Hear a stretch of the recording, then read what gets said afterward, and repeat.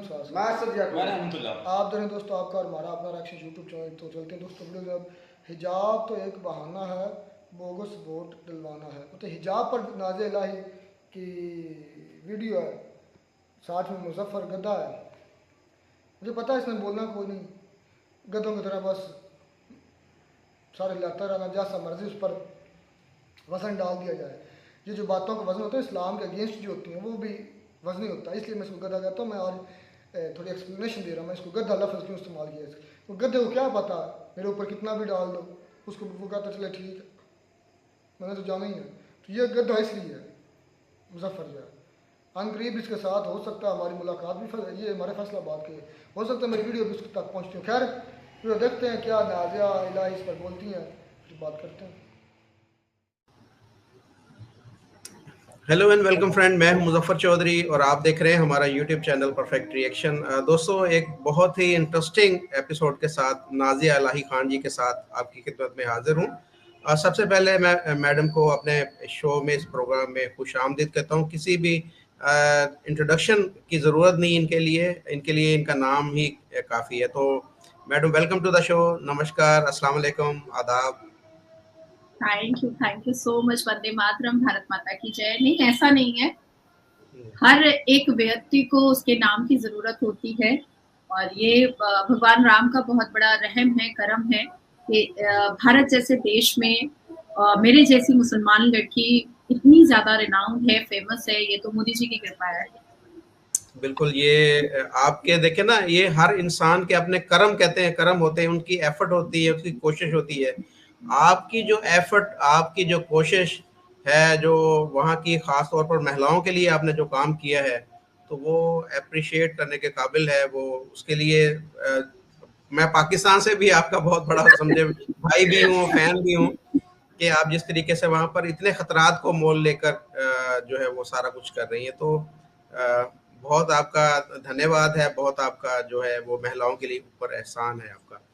तो टॉपिक की तरफ आते हैं हम। आपको पता है कि हमारे जो कुछ नेता पाकिस्तान के अंदर भी और कुछ भारत के अंदर भी खामखा हर चीज़ के अंदर इस्लाम को ठोंस देते हैं। आप पाकिस्तान के अंदर किसी से भी पूछेंगे तो वो सबसे पहले जो है वो इस्लाम को बीच में लाएगा, मजहब को बीच में लाएगा। उसके लिए मुल्क बाद में होगा, उसके लिए हर चीज़ बाद में होगी। इसी तरीके से हमें नज़र आ रहा है कि भारत के अंदर भी कुछ आपके जो लीडरान हैं, कुछ रहनुमा हैं, वो भी हर चीज़ के अंदर जो है मज़हब को ले आते हैं। अभी हाल ही में हमने देखा कि जो एक हिजाब को लेकर, बुर्के को लेकर भी वहाँ पर एक तनाज़ा जो है वो शिद्दत इख्तियार कर गया। अवैसी जी जो है वो उनको अपनी जब हार, अपनी शिकस्त नज़र आ रही है कि वो अभी हारने की तरफ जा रहे हैं, तो वो इसको एक तरीके से लेकर जा रहे हैं कि जी मुस्लिम जो औरतें हैं, जो ख़वातीन हैं, वो हिजाब करके जाएंगी और वो वैसे ही वोट डालेंगी अगर उनके चेहरे से निकाब को हटाया गया उसकी पहचान के लिए। तो कैसे देखें ना, एक जो प्रिजाइडिंग ऑफिसर है उसको कैसे पता चलेगा? आधार कार्ड के ऊपर उसकी अगर तस्वीर है तो उसने अगर नकाब किया गया है तो उसे कैसे पता चलेगा कि ये आधार कार्ड जो खातून लेके आई है वो ये वही है? तो आप ये कैसे इस सारे मामले को देख रही हैं? आपकी बड़ी गहरी नज़र है, आप खुद भी मुस्लिम हैं, कि एक तो चेहरे को बिल्कुल ढांप के जाना और दूसरा वोट डालने के लिए नकाब को ना हटाना, इस सारे मामले को वो कैसे ये मुतनाज़ा करने की कोशिश कर रहे हैं, और उसके पीछे उनकी क्या हिकमत अमली क्या आपको नज़र आ रही है? हिजाब और निकाब तो सिर्फ एक बहाना है, बोगस वोटर से मतदान करवाना है।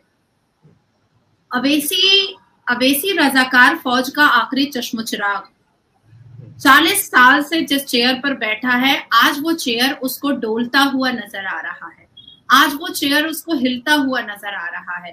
क्योंकि वक्फ बोर्ड से लेकर के all India Muslim personal law board से लेकर के हलाल सर्टिफिकेशन से लेकर के बोगस वोटर्स तक, उसके सारे काले कारनामे और काले चिट्ठे खुल चुके हैं।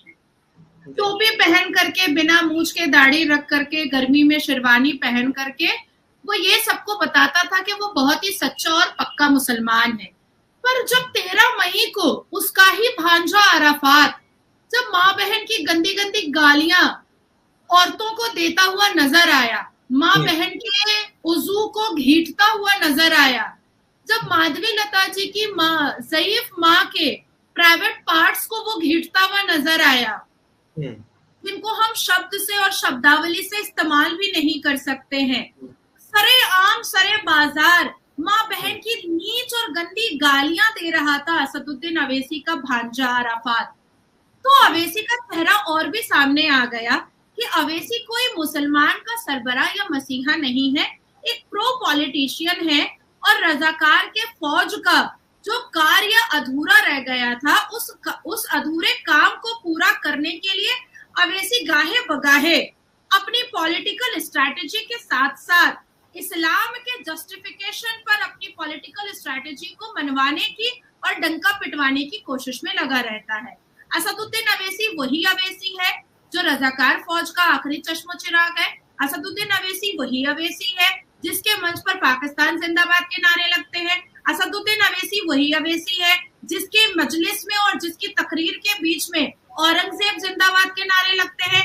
असदुद्दीन अवैसी वही अवैसी है जिसकी तकरीर में 15 मिनट की मोहलत मांगी जाती है हिंदुओं का गला काटने के लिए। असदुद्दीन अवैसी वही अवैसी है जिसका छोटा भाई छोटा अवैसी वो पुलिस को कहता है कि माँ की दूध याद दिला देंगे अगर उसको भाषण के लिए रोका। पैंट गीली हो जाएगी, पुलिस पैंट में मूत देगा अगर अकबर उद्दीन अवैसी को किसी पुलिस ने रोका। मतलब इलेक्शन कमीशन के रूल रेगुलेशन को भी वो नहीं मानेगा, वो अपना रजाकार का जो एक फौज चला रहा है वो चलाएगा। अब क्या हुआ है कि ब्लेम गेम ओवर बुर्का एंड हिजाब। अब देखिए मैं स्टार्ट करती हूँ क्योंकि असदुद्दीन अवैसी अपने आप को भारत के मुसलमानों से लेकर के पाकिस्तान के मुसलमानों तक एक अपनी छवि बना करके रखा है कि वो मुसलमानों का मसीहा है। तो मैं इस्लामिक तरीके से ही आ जाती हूँ। जब हम मक्का मुअज़्ज़मा और मदीना मुनव्वरा जाते हैं और जब एहरम पहनते हैं, तवाफ करते हैं, मर्द और औरत साथ में होते हैं जी। और एहरम जो पहनते हैं, एहराम जिसको कहा जाता है अरबी में, उसमें वजू जायज नहीं है अगर एहराम नाक से लेकर के आपके चिन तक ढका हुआ होगा, आपका चेहरा खुला हुआ होना चाहिए। चेहरा ढांप नहीं सकती खातून, कोई भी चेहरा अगर ढांपेगी तो उसका जो है ना वो एहराम टूट जाएगा, उसको दम देना पड़ेगा, उसको जुर्माना पड़ जाएगा। जी। मैं सही हूँ क्योंकि आपके घर में भी हाजी होंगे और मेरे घर में भी हाजी हैं। बस बात सिर्फ इतनी है कि प्रॉफेट मोहम्मद सल्लल्लाहु अलैहि वसल्लम ने अपने नाम के आगे हाजी नहीं लगाया, तो इसलिए मेरे घर के बड़े बुजुर्गों ने भी अपने नाम के हज्जन या हाजी नहीं लगाया। हम पूरा प्रॉपर अल कुरान के हिसाब से चलते हैं, हम किसी इंसान के लिखे हुए हदियत और सही अल बुखारी और बहिश्ती जेवर के हिसाब से नहीं चलते। प्रॉफेट मोहम्मद सल्लल्लाहु अलैहि वसल्लम ने अपने नाम के आगे हाजी नहीं लगाया। मेरे पूरे खानदान में 200 से ऊपर हाजी हज्जन है, उन्होंने किसी ने भी अपने नाम के आगे हाजी नहीं लगाया। तो हमें पता है कि एहरम जब पहना जाता है तो एहरम के वक्त में ये जो चेहरा है वो ढक नहीं सकता, ना वजू जायज होगा, ना दम पूरा होगा, ना तवाफ पूरा होगा और ना ही वो पूरा प्रोसेस जो हज के दौरान होता है वो भी पूरा हो पाएगा। तो भैया जब आप मक्का मुअज़्ज़मा और मदीना मुनव्वरा में अपने सबसे बड़े अरकान को पूरा करते वक्त जब औरतें मर्द और औरत के साथ नमाज पढ़ती हैं, मर्द और औरत के साथ तवाफ करती हैं और चेहरा ढकना मना है, गुनाह है, आपका हज होगा ही नहीं अगर आप चेहरा ढक दीजिएगा। तो आप किसको बेवकूफ बना रहा है अवैसी, किसको बेवकूफ बना रहा है। अब आती हूं मैं दूसरे मुद्दे पर।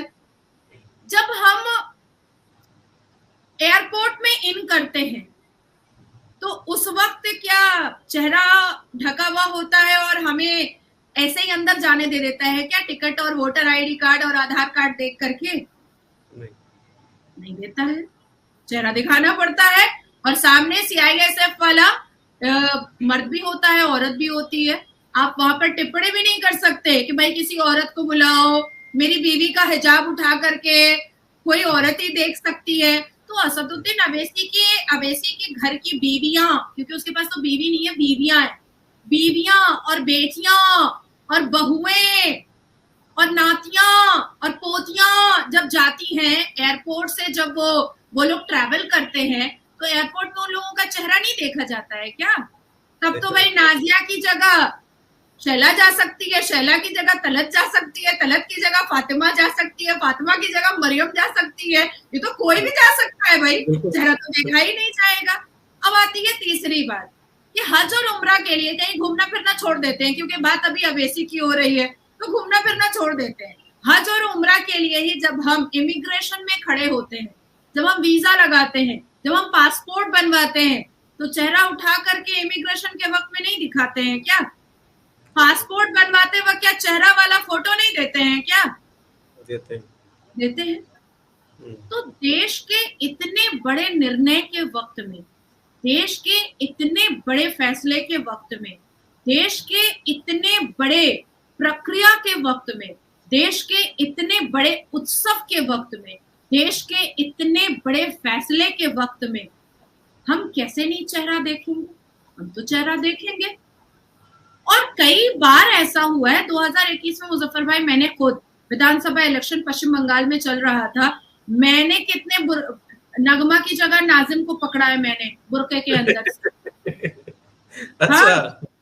और शकीला की जगह शकील को पकड़ा है और शैला की जगह शब्बीर को पकड़ा है मैंने बुरके के अंदर से।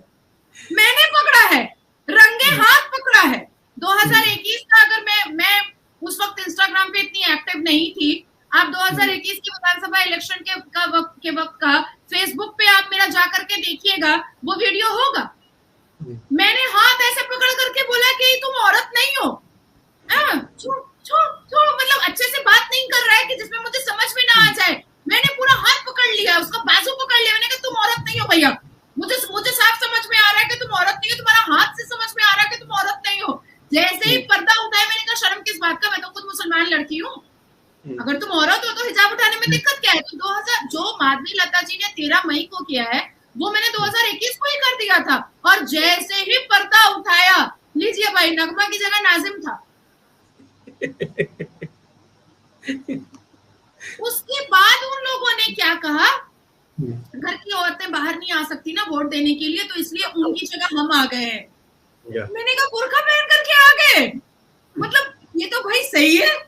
तो ठीक है, तुम एक काम करो, वीडियो कॉल पे मेरी बात करा दो जिसका ये वोटर आईडी कार्ड है। मैं अब भी इस्लाम मानने को तैयार हूँ, लेकिन जिसका ये वोटर आईडी कार्ड है उससे वीडियो कॉल पे बात करा दो। अब वो वीडियो कॉल पे बात भी ना कराए, बिल्कुल बात ना कराए, मतलब वो बोगस वोटर था, वो फेक वोट था, वोटर आईडी कार्ड था। वो जो आईडी कार्ड था वो फेक था, जिसको बना करके दिया गया था बोगस वोटिंग के लिए।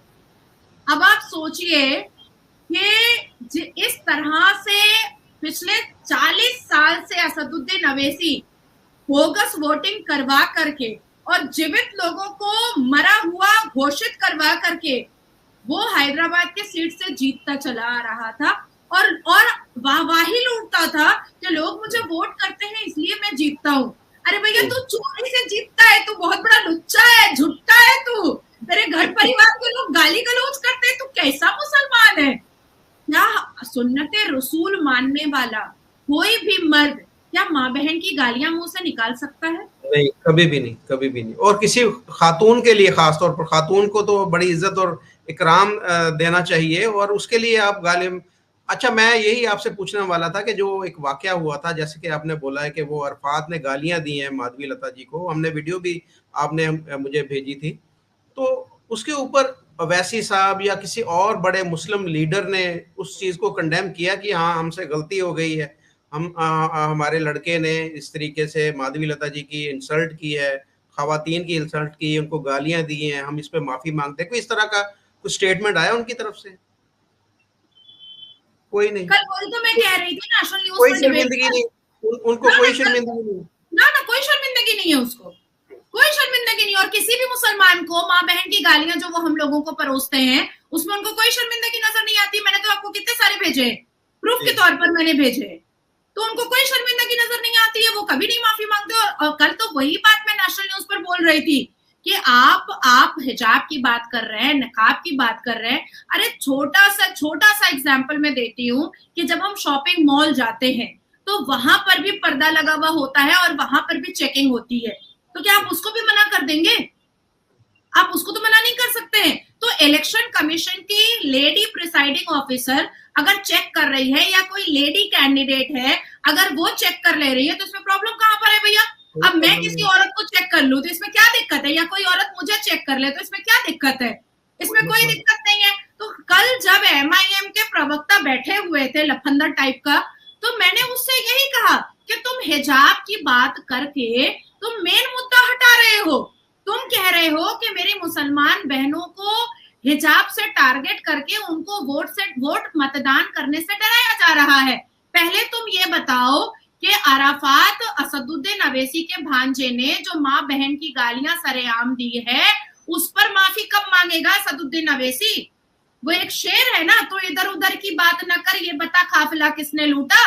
तो मैं तो डायरेक्ट उससे सवाल पूछ रही थी कि भैया अराफात, मैं तो नाम भी ले रही हूँ कि अराफात ने जो गालियां परोसी माँ बहन की गंदी गंदी, ये क्या सुन्नत रसूल के मानने वाले मुसलमान ले सकते हैं क्या? अब आप सोचिए मुजफ्फर भाई कि इसी मुंह से हम नारे तकबीर अल्लाहू अकबर पढ़ते हैं, इसी मुंह से हम ला इलाहा इल्लल्लाह मुहम्मदुर रसूलुल्लाह पढ़ते हैं, इसी मुंह से हम आयतल कुर्सी पढ़ते हैं, इसी मुंह से हम इन्ना आतैना कल कौसर पढ़ते हैं, इसी मुंह से हम शहादा पढ़ते हैं अशहदु अन ला इलाहा, इसी मुंह से हम सूरह फातिहा पढ़ते हैं अल्हम्दुलिल्लाह रब्बिल आलमीन, और इसी मुंह से माँ बहन की गालियां, गंदी गंदी गालियां माँ बहन की। और अपने आप को चैंपियन समझते हैं। अब मुसलमानों का चैंपियन समझते हैं कि जी हम लीडर हैं, हम उनके बहुत बड़े रहनुमा हैं। अगर रहनुमा इस तरह का जी। अब मैं आपको एक मुसलमान औरत का दर्द सुनवाना चाहती हूँ। ये मुसलमानों से इतनी ऊब चुकी है, इतनी परेशान हो चुकी है कि ये अब इस्लाम ही छोड़ देना चाहती है, इतनी परेशान हो चुकी है। मेरा नाम सलमा खातून है। मैं जिला संत कबीर नगर की रहने वाली हूँ। बागनगर चौकी थाना दुधारा से मरियामा वाला।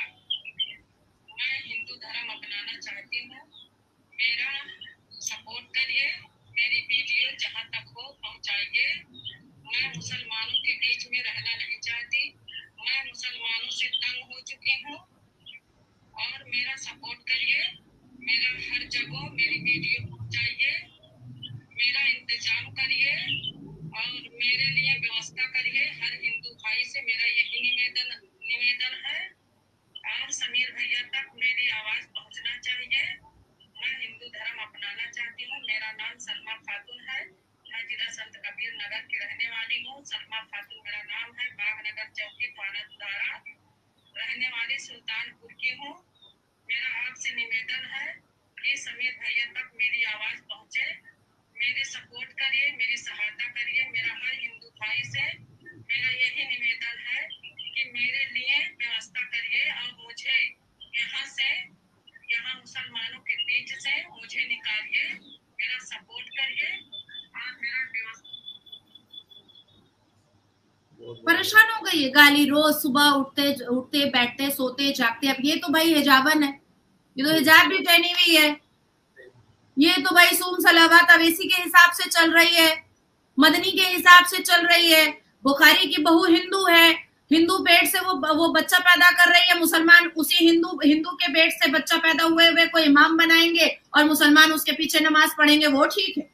तब भी बुखारी अपने आप को नबी कहलवाता है, लेकिन जो मुसलमान बेटियां हैं उसको रोज बेआबरू किया जा रहा है, रोज बेइज्जत किया जा रहा है, रोज उसके ऊपर लांछन लगाए जा रहे हैं, रोज उसको गरियाया जाता है, माँ बहन की गंदी गंदी गालियां दी जाती हैं। अब आप बताइए कि ये मुसलमान है? कभी भी नहीं।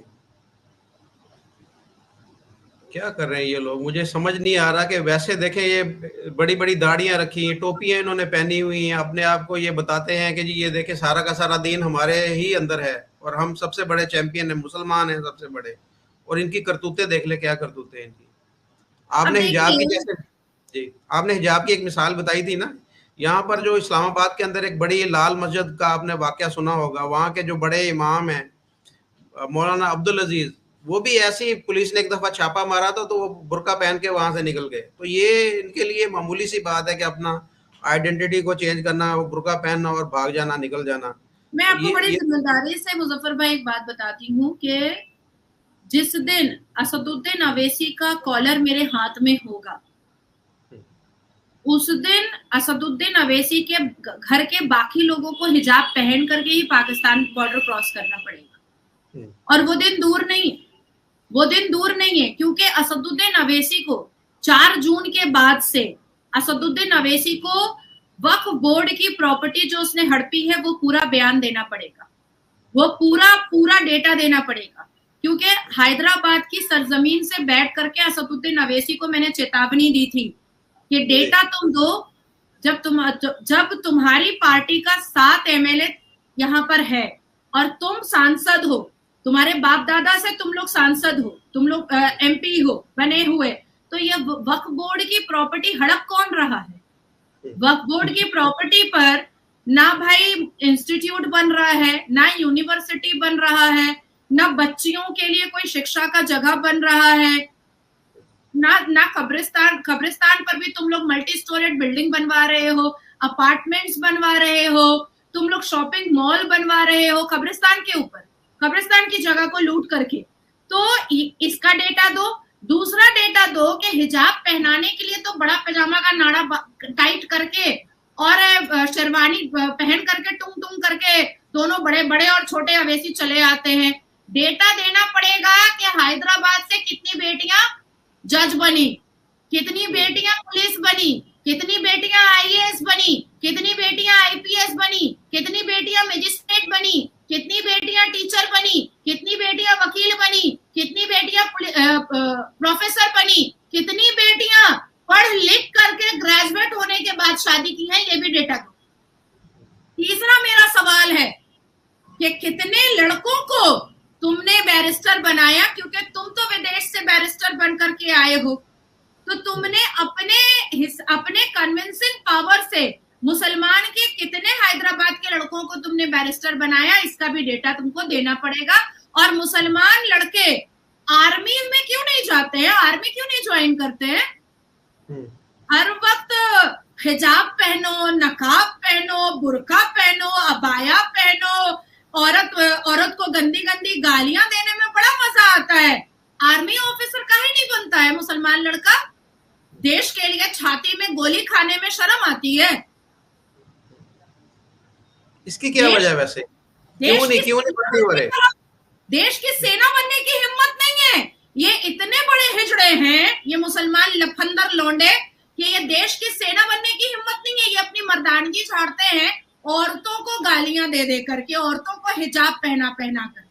अब आप बताइए कि अगर मैं अवैसी को बोलूं कि भैया तू बिना मूंछ के दाढ़ी मत रख, तू 48 डिग्री में शेरवानी मत पहन, या मैं मुस्लिम एरिया में जाकर के बोलूं ए चाचा लुंगी मत पहना करो, बड़ा खराब लगता है, तो कितना बुरा लग जाएगा मर्दों को।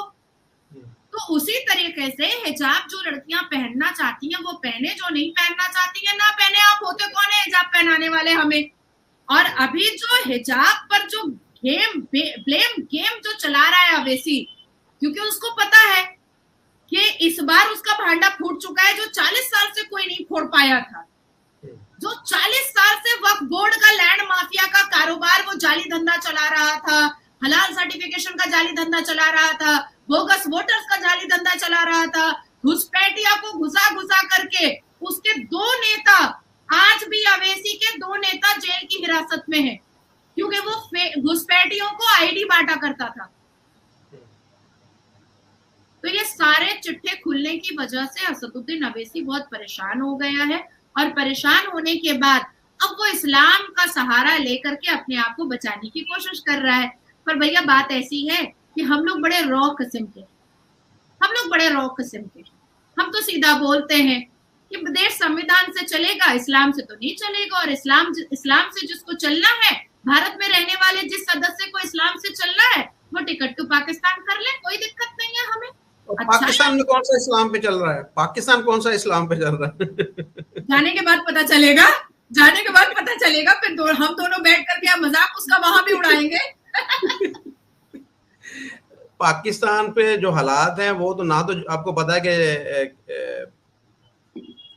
रूल ऑफ लॉ है, ना जमहूरियत है, और ना ही नाम तो है कि इस्लामी जमहूरिया पाकिस्तान, ना इस्लाम है और ना ही जमहूरियत है, दोनों चीज़ें ही नहीं यहाँ पर। तो ये जो जिन खुश फहमी का शिकार हैं वहाँ पर जो मुसलमान हैं, तो उनकी खुश फहमी बहुत जल्द दूर हो जाएगी अगर एक हफ्ता भी यहाँ पर आकर रह जाएंगे। तो आपकी बात सही है, जब ये यहाँ पर विजिट करेंगे। मैं तो मुजफ्फर भाई चाहती हूँ कि आप लोग एक मुहिम छेड़ करके कहिए कि भारत में जितने भी डरे सहमे कुचले मुसलमान हैं उनको आप लोग सिटीजनशिप दीजिए और पाकिस्तान बुला लीजिए। देखे तो जरा कि कितने जाते हैं।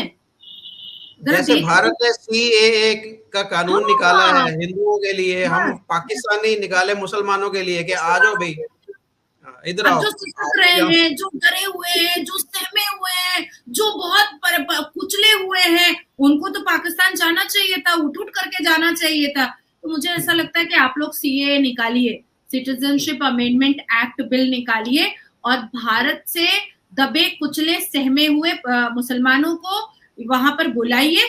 मैं एकदम यहाँ से एकदम अच्छे से रुखसत करूंगी, आप लोग वहां से उन लोगों को रिसीव कर लीजिएगा।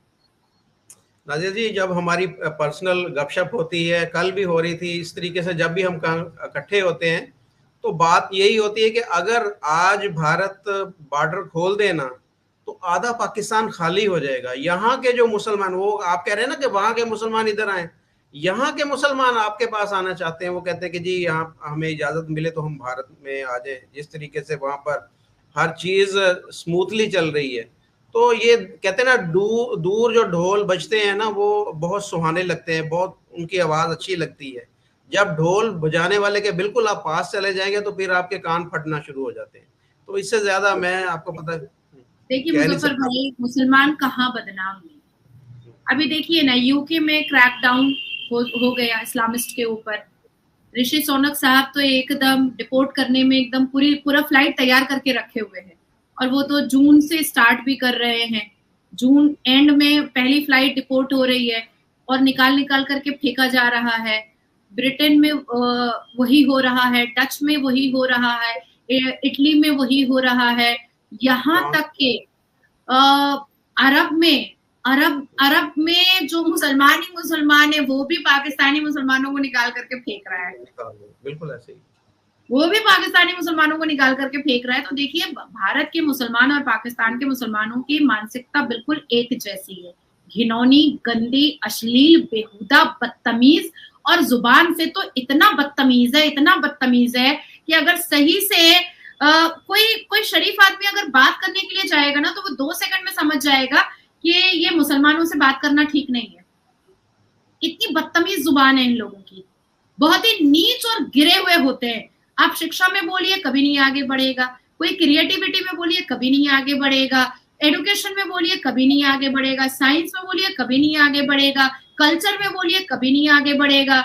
लेकिन जैसे ही गाली देने की बात आएगी भाई साहब, वहां पर नंबर 1 सबको फेल, नंबर 1 सब फेल हो जाएगा, पूरी दुनिया फेल हो जाएगी। मुसलमान, पाकिस्तान के मुसलमान और भारत के मुसलमान लफंदरों के सामने गाली देने का अगर कंपटीशन कराया जाए तो मुझे ऐसा लगता है कि पाकिस्तानी मुसलमान भी फेल हो जाएगा भारत के मुसलमानों से। गाली देने का अगर कंपटीशन करा दिया जाए तो इस एक मामले में मेरे भारत के मुसलमान लौंडे आपके पाकिस्तान अश्लील लौंडों से ज्यादा बेहतर है, ज्यादा तेज है। गाली तो ऐसी इन्वेंट करके रखे हैं जो समझना पड़ता है कि इसका मतलब क्या हुआ। बाद में जब समझ में आता है, अल्लाह तौबा ला हौल वला कुव्वत अस्तगफिरुल्लाह, इतनी गंदी गाली दे डाला। आप मेरे ट्विटर पर जाइएगा, हाजी फलाना, हाजी धमाका, और नीचे क्या लिख रहा है, माँ बहन की गाली। अजीब लोग हैं ये, इनको शर्म नहीं आती कि ये क्या कह रहे हैं और किसको कह रहे हैं, अपनी बहन को ही गाली देना। मुसलमान वो है जो हर अश्लीलता का नंगा नाच करना बहुत पसंद करता है, पर उसको सुनना पसंद कभी नहीं करता है। चले जी, बहुत शुक्रिया आपका। मैं तो यहाँ पर दुआ ही कर सकता हूँ इन लोगों के लिए कि ये लोग सुधर जाएं, कभी तो सुधर जाएं, कभी तो अपनी जो वहाँ की जो खवातीन है उनको रिस्पेक्ट दें, उनको अपनी माँ समझें, उनको अपनी बहन समझें, उनको अपनी बेटी समझें। और मैं यहाँ पर अगर ये वीडियो वहाँ के जो मुसलमान हैं भारत के, वो अगर देखते हैं तो आप लोगों को ऐसे जो रहनुमा है आपके, उनकी मकारियों से, उनकी चालाकियों से, उनके जो ये दोगलापन है उससे होशियार रहना चाहिए। आपको पता होना चाहिए ये किस तरीके से वहाँ पर ये सारा खेल कर रहे हैं और कैसे, जैसे नाजिया जी ने सारी चीज़ों को एक्सप्लेन किया है कि मुसलमानों को किस तरीके से तालीम से दूर रखा जा रहा है, उनको तरक्की से दूर रखा जा रहा है, उनको आगे नहीं बढ़ने दिया जा रहा है। तो खुदा के लिए इन लोगों से आप पीछे रहें और जो सही हकदार हैं उनको अपना वोट उनको दें। तो थैंक यू वेरी मच, बहुत शुक्रिया आपका। वंदे मातरम, भारत माता की। तो ये दोस्तों वीडियो होगी ख़त्म। भाई इस वीडियो के अंदर जो नाज़िया इलाही का मौक़िफ़ था ना हिजाब को लेकर, वो सही था। क्योंकि खाना काबा के अंदर जब हम एहराम बांधते हैं, औरतें एहराम बांधती हैं, या औरतें जो भी जब उम्रा करती हैं या हज करती हैं, तो उनके वाकई चेहरे ढांपना उधर ममनू है। वैसे भी इस्लाम के अंदर ये यहाँ तक हिजाब करना कहीं भी नहीं आया। हिजाब है कि आपके सर के बाल नज़र ना आए, आप खुला बाया पहने ताकि आपके जिस्म के बाकी अज़ा भी नज़र ना आए, चेहरा नज़र आए, कोई इशू नहीं। हिजाब ये है कि चेहरा आपका नज़र ना आए। बाकी जो है ना ये यहाँ तक अगर आपको करती हैं तो वेल एंड गुड, अच्छा वो और ज़्यादा बेहतर है।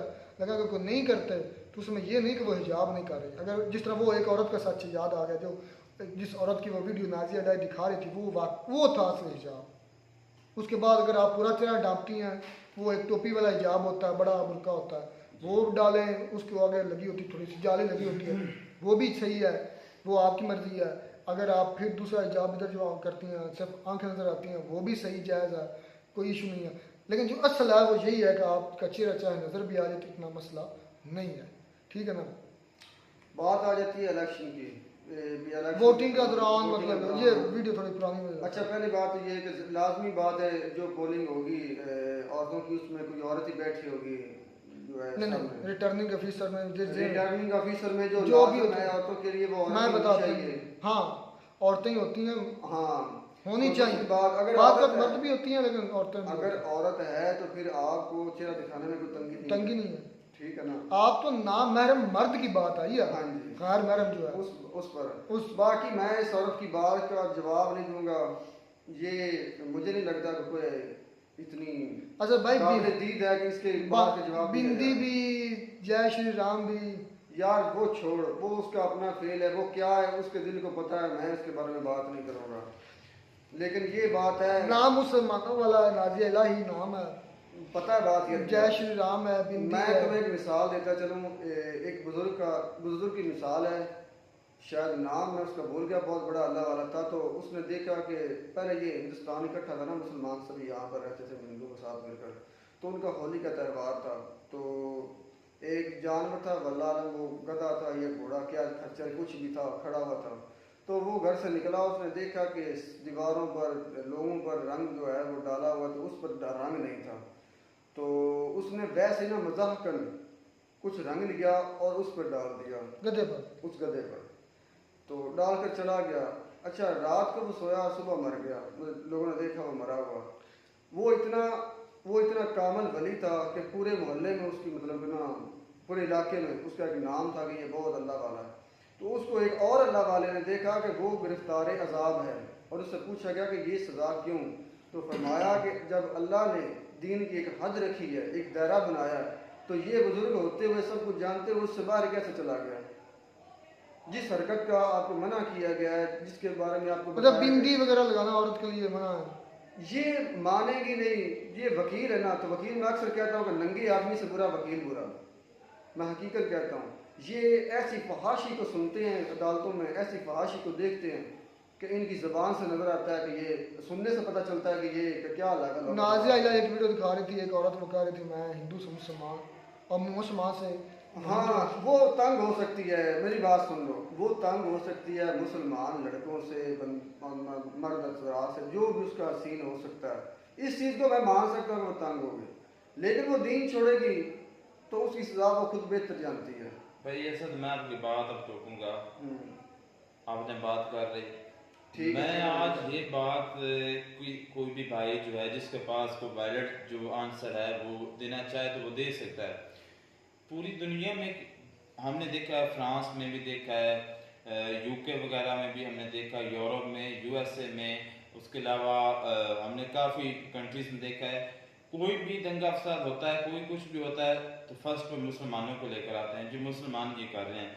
इंडिया में कुछ होता है तो मुसलमान कर रहे हैं, कभी गैर मुस्लिम ने नहीं किया काम, जो करते बिल्कुल जो बुरा काम करते हैं यूरोप में तो बिल्कुल ये आम सी बात है, मतलब कि ये हमारे लिए थोड़ी सी है, मुसलमानों के लिए। बाकी गैर मुस्लिम क्या करते हैं आपको पता ही है कि जो मतलब कि उनका जो जिस तरह का कल्चर है, मतलब औरतों का जो कपड़े कहने के ना पहनने के बराबर। आपको बात करनी नहीं आ रही, आप टू द पॉइंट बात करें कि हमारे यहाँ जिना है, उनके यहाँ ये कल्चर है। नहीं, मैं बात और करने वाला हूँ। अच्छा, आप वो कर। मुसलमान कोई कर लेता है तो उसको सामने फ्रंट पर लेकर आ जाते हैं, चाहे वो नाजिया लाई हो, चाहे वो मतलब कि हिंदुस्तान वैसे हो या कोई और किसी कोई कंट्री हो। गैर मुस्लिम को भी इस तरह लेकर आए ना, जिसमें हिंदू भी है, सिख भी है, क्रिश्चियन भी है, जूस भी है, बाकी मजहब के भी लोग हैं। सिर्फ मुसलमानों को ही आपने पकड़ा हुआ, मुसलमान ही करते हैं। जो ये दोगलापन क्यों कर रहे हैं, पूरी दुनिया क्यों कर रही है? इसकी सबसे बड़ी वजह एक तो ये है क्योंकि जो मुसलमान है ना, इनका जो है ना बिल्कुल नजरिया जो दुनिया के लिए, जो लोगों के लिए, वो बिल्कुल डिफरेंट, ठीक है। ये एडजस्ट नहीं कर पा रहे। एडजस्ट इसलिए नहीं कर पा रहे, बाकी जो दीन है उनके अंदर लचक है। लचक मतलब ये है कि उनके अंदर आप मॉडिफिकेशन कर सकते हैं। मैं तो फिर उसको दीन या रिलीजन मानते ही नहीं हूँ जिसके अंदर तब्दीली लाई जा सके। लेकिन ये जो हमारा दीन इस्लाम है ना, ये एक अटल हकीकत है। इसके अंदर हम अपने लिहाज से चेंजिंग कर नहीं सकते। लेकिन जो दुनिया है वो दुनिया आहिस्ता सा वो क्या कहते हैं मॉडर्नाइजेशन और सेकुलरिज्म। मेरी बात सुन लें, मैं जो बात कर रहा हूँ मैं सही बात जो मैंने नोट किया है, हमने वही फॉलो करना है जो हमें हमारे नबी पाक सल्लल्लाहु अलैहि वसल्लम अल्लाह ताला की ज़ात ने फरमा दिया हुआ है। हम उससे बाहर नहीं जा सकते और दुनिया उस दायरे से बाहर है, ठीक है। हम बाहर जब जाने की कोशिश करते हैं तो ये तजाद पैदा होते हैं। मतलब कि जब हम अपने दायरे के अंदर रहते हैं ना, तो हमारा दायरा ये है कि पूरी दुनिया के ऊपर इस्लाम होना चाहिए, ठीक है। ये हमारे ऐलान कहते हैं, प्रीचिंग होनी चाहिए। और यही चीज़ जो पूरी दुनिया को जो है ना वो तकलीफ देती है, अच्छी नहीं लगती, ठीक है ना। तो इस लिहाज से फिर प्रोपेगेंडा होते हैं। दूसरा, सबको पता है कि मुसलमानों को किसी चीज़ से गुस्सा आए या ना आए, जब हमने उनके रब की ज़ात या उनके नबी खास तौर पर उनके नबी की ज़ात पर हिट करना है तो ना रुकना नहीं है। तो वो जानबूझकर जो ना उसको एक जस्ट चिंगारी बनाते हैं और चिंगारी लगाने वाले खुद दूसरे ही होते हैं। ये बात सच है, मैंने जितने भी केस देखे हैं चिंगारी लगाने वाला कोई नॉन मुस्लिम ही होता है। लेकिन जो मुस्लिम इनके अंदर अदम बर्दाश्त कम है और उसकी सबसे बड़ी वजह गुस्ताख रसूल की, वो तो हम भी मानते हैं, उसकी सज़ा एक ही है, मौत। जो दीन छोड़ता है उसकी सज़ा एक ही है, मौत। और इसी वजह से आज हम दुनिया के अंदर एडजस्ट नहीं कर पा। और बाकी दुनिया जो है वो मॉडिफाई कर चुकी है, उनको कोई फर्क नहीं पड़ता कोई दीन में है कोई नहीं है। जिस तरह जंगल का कानून है ना, अब जंगल में भेड़ बकरी है, सब अपनी मर्जी से चल रहा है। इस्लाम के कवानीन है, दायरा है, बाकी किसी मजहब के दायरे नहीं है, जिस वजह से आज हम हिट होते हैं। अच्छा, वीडियो में इलाही खान साहबा ये भी बात कर रही थी, असद भाई की बात थी, वो बात करने में मैं भी तकरीबन यही बात करना चाहता था कि हर आदमी अपने लिए आसानी पैदा करना चाहता है। अच्छा, रिलीजन वो नहीं होता, रिलीजन जो हमारा है वो है, बस जो बात बताओ। मोहम्मद अवैस हैं, भाई मैं अवैसी नहीं, असल जो लफ्ज है वो अवैस है, अवैसी वैसे इसको कहते हैं, मैं उसका सीधा नहीं लूंगा, मोहम्मद अवैस। उनके जो नहीं, उनका नाम है असदुद्दीन है, असदुद्दीन अवैसी है, वैसे मतलब कि अवैसी उनको कहते हैं, असदुद्दीन असल नाम है जो अवैसी साहब जुड़ा अवैसी जो है ना वो किसी मतलब मसलक की और सॉरी जो है ना किसी वलीउल्लाह, जिस तरह कादरी है, रिजवी है, बुखारी है, इस लिहाज से होते हैं। अच्छा, ये असल नाम असदुद्दीन है। अच्छा, उनके कह रही हैं कि उनका जो भांजा था वो गाली निकाल रहा था, तो हम तो अवैसी साहब को ये मानती थी, वो करती थी कि वो तो बड़े दीनदार हैं, वो तो बड़े स्पीच वगैरह करती हैं, तो कि वह इंसान है, इंसान से गलती हो सकती है। क्या ये दूसरे रिलीजन के लोग नहीं गाली निकालते? हिंदू भाई जो हमें देख रहे हैं, हमें न जाने व्हाट्सएप पर पता नहीं क्या तो कुछ कमेंट्स में भी करते हैं, व्हाट्सएप ग्रुप था उसमें भी क्या कुछ करते हैं। चलो खैर, मुसलमानों को क्यों याद काउंटर, मैं इसकी एक और जवाब भी देता चलूं। पॉइंट किया जाता है, दुनिया के अंदर एक कंसेप्ट है मुसलमानों की, एक कल्चर नहीं है, एक रूह है जिसे हम रूह बोलते हैं, एक मरकज़ है। मरकज़ यही है कि हम मानते हैं कि हम क्या हर मज़हब का मानने वाला अपने मज़हब को सच्चा मानते हैं और हमारे लिए हुक्म है कि पूरी दुनिया के ऊपर ये फैला दो, ठीक है। जिसकी वजह से ये सारे मसाइल पैदा क्रिएट हुए। ये सच है कि जब हमने हमारे लिए हुक्म आ गया कि ये दीन सच्चा है, अल्लाह का नबी सच्चा है और ये पूरी दुनिया पर फैल जो उसको फैला दो, यहाँ आके मसाइल पैदा हुए हैं। जब हम दूसरी कंट्री में जाते हैं तो हमारे ज़हन में यही होता है, ये अहादीस होती हैं, ये हुक्म होते हैं, और हम चाहते हैं कि ये दीन हमारा सबसे बेहतर, बल्कि हम मानते हैं हमारा ईमान है, हम मानते हैं हमारा दीन सबसे अच्छा है, और हम चाहते हैं कि सारे इस दीन के अंदर आ जाए, ठीक है, जिसकी वजह से सारे इंतशार पैदा होते हैं। मैं हकीकत बताऊँ आपको, कुछ गलतियाँ मुसलमानों में भी हैं, बिल्कुल है। उसमें है लहजा, आपका जो लहजा है ना मेरे भाई, जो आपका मतलब इखलाक है, उससे लोग मुतासर होकर आपके दीन में आएंगे। अगर आपके लहजे में कड़क होगी ना मेरे भाई, और आपके लहजे में एक दहशत होगी, तो फिर लोग नहीं आएंगे। अच्छा, ये गलती है मुसलमानों में, और ये नफरत की वजह से है, और नफरत बनाई जाती है गैर मुस्लिमों के द्वारा।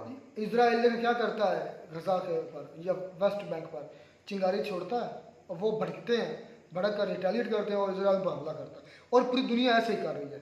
मुसलमान जज्बात में जल्दी आ जाते हैं, जब भी उनके इस्लाम रब या उनके नबी पर हिट होता तो वो बर्दाश्त नहीं करते, हम भी नहीं करते। यार हौसी बागी जो है उनका क्या हाल है, वो फिर भी देख लें कि फिलिस्तीनियों के हक में कुछ ना कुछ कर। तो बात यह जो तुम्हारा रम तो जवाब था ना, हमारी जो है ना एक जो मरकज़ है, कि हमारी जो सेंस है, मतलब जिस इस्लाम की असासियत है, उसकी वजह से आज हम थोड़ा सा ना हर नज़र में है, क्योंकि हम हमारे कंसेप्ट और हैं, दुनिया के कंसेप्ट, दुनिया क्या कहती है यार छोड़ो कोई आए, दूसरों की पहुंच मुसलमानों तक नहीं है, और वो इससे जलते हैं और जलते रहेंगे। चले वो एक अलग बहस है, दूसरी दुनिया पता क्या बोलती है। अब हिंदुइज्म ही है, कई मतलब में लोग सुना तो हिंदुइज्म तो रिलीजन है ही नहीं, जब वो रिलीजन ही मानते तो बात ही खत्म हो गई।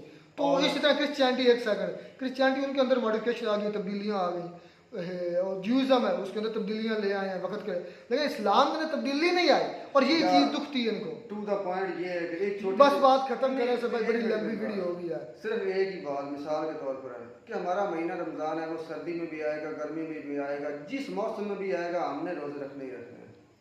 हमने उसमें मॉडिफिकेशन नहीं करनी कि अगर गर्मी है तो हम सर्दी में रख लेंगे, अगर सर्दी है तो हम गर्मी में। जो हमारे लिए है वो है, जो नहीं है वो नहीं है। कई मुसलमान हैं जो रोजे की हालत में भी अल्लाह को यार प्यारे छोड़ दो, जब फिर दूसरे मुसलमान पर जुल्म होता है, और हमारे लिए हुक्म ये है कि आप अपने पहले अपने मुसलमान भाई की मदद को पहुंचे, तो जिसकी वजह से फिर हम पहुंचते हैं, तो फिर एक क्या होता है कि भाई जारी बात है, हमने रिटेलिएट करना होता है, जिसकी वजह से फिर वो कहता है कि यार ये दहशतगर्द है, ये ऐसा फैला रहे, वो फिर हम क्या करें। हम हथियार में जब हमारे इस्लाम पर हिट होगा, हमारे रब के ज़ात पर हिट होगा, जब हमारे नबी पर हिट होगा, हमारे मुसलमान भाइयों को हिट किया जाएगा, जुल्म किया जाएगा, तो क्या करें। हमने फिर एंड पर यही करना है, हथियार ही उठाने हैं, और जो हम अभी फिर नहीं कर रहे हैं, नहीं फिर हमको टेररिस्ट डिक्लेयर करना, और हमने नहीं वो अभी तक मुसलमान नहीं कर रहे हैं। चले जी, मिलते हैं नई वीडियो में।